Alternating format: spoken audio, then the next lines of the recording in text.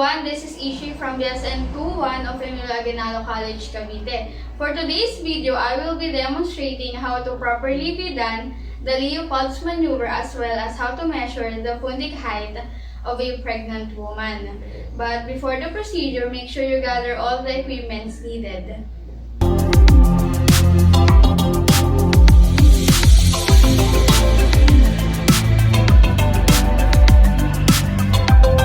Provide for client privacy.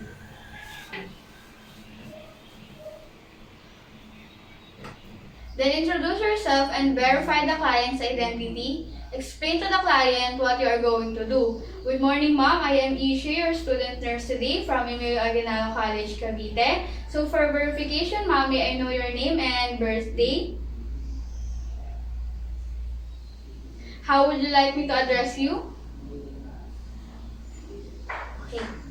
Okay, Ma'am Kim, allow me to explain the procedure that we will be doing for today. Our procedure is called the FUNDIC height measurement and Leopold's maneuver. It is a systematic method of observation and palpation to determine the fetal presentation and position of the fetus inside your womb. It has 4 maneuvers. Is that okay with you, Ma'am Kim? Okay, ma'am, before we start our assessment, you can urinate on our restroom so that there will be no any discomfort throughout the procedure. For the next one, I will perform the proper hand washing to avoid any cross-contamination of microorganisms. For this case, it is necessary to use a warm water.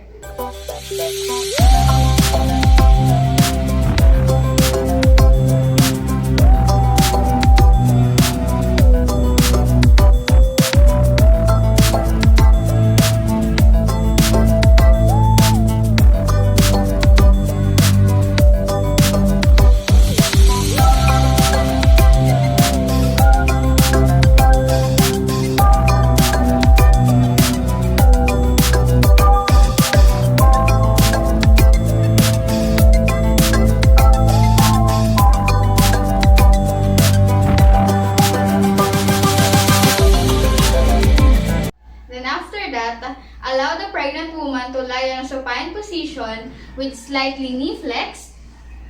Then provide a rolled pillow and then put it on her back so that it will not cause any supine hypotension syndrome.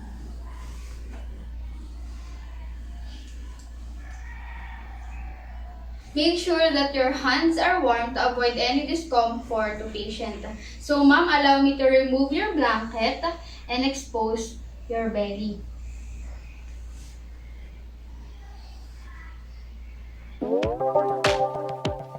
First, I will measure your FUNDIC height. I will be using my tape measure to determine the FUNDIC height measurement of the fetus. I will be using the centimeter part. The zero line must place at the top of the symphysis pubis, right here. And then move the tape measure vertically down to your stomach. And place the other end at the top of your pubic bone. Remember that it must be the dominant hand. That is your FUNDIC height measurement. After 24 weeks of pregnancy, fundal height often matches the number of weeks you've been pregnant. Your fundal height may be off by up to 2 centimeters in either direction and still be considered as normal. So for example, if you're 30 weeks pregnant and your fundal height of 28 to 32 centimeters, it is considered to be a normal range. After measuring the FUNDIC height of a pregnant woman, do not forget to take note the FUNDIC height measurement.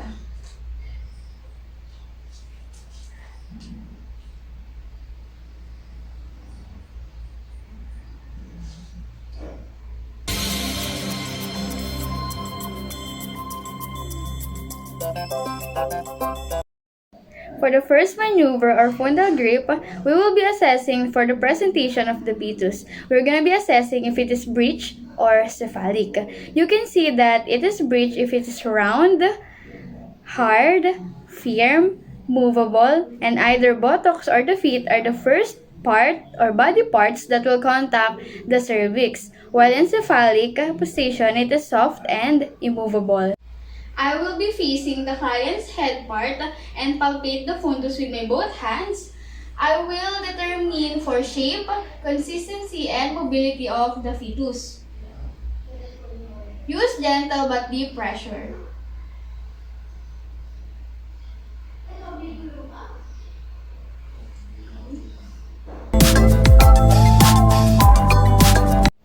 For the second maneuver or umbilical grip, I will be palpating on both sides of the uterus to determine the direction of the fetal's back. It is important for us to know where can we auscultate the fetal heartbeat.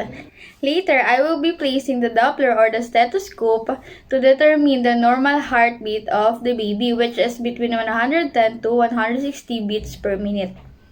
I will be palpating right here. Observe that my left hand is stationary for a while my right hand is moving from top to bottom.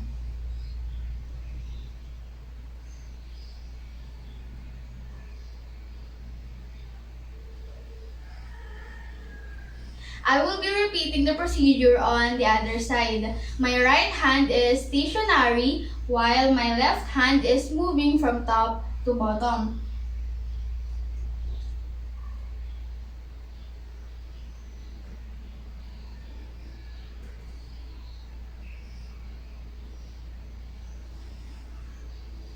You can determine the fetal's back because it has flat resistant surface and it is hard, but if you palpate any angular nodulations, it means that it is the lower extremities of the fetus.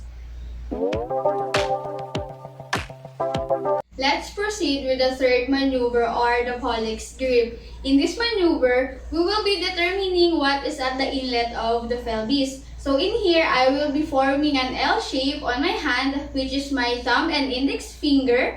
And I will be placing it right above the symphysis pubis of the patient. Right here. And we're gonna be observing here the degree of engagement. When you move it from side to side, and it moves, that means that the head of the fetus is not yet engaged. But if you move it and immovable or not moving, it means that the head of the fetus is engaged.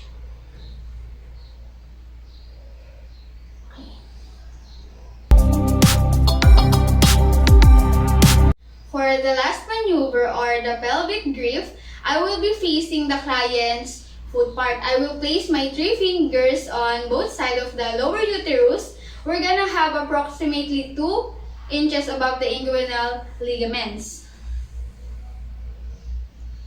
Like this. I'm gonna be pressing it downward and inwards in the direction of birth canal. Here we will be determine the fetal attitude and degree of the fetal extension into the pelvis.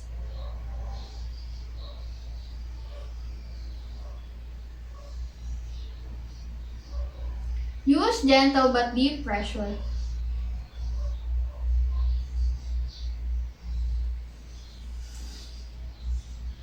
Note that the fingers on one hand meet no obstruction and glide over the nape of the baby's neck. The other hand meets an obstruction, that is the brow of the baby.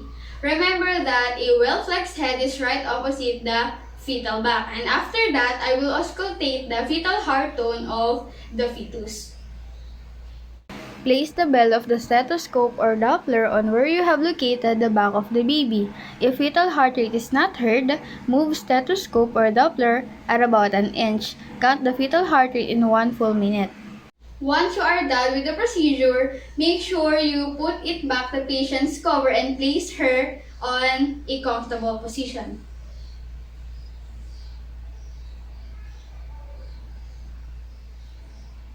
And I will perform hand hygiene. I am using 70% alcohol solution.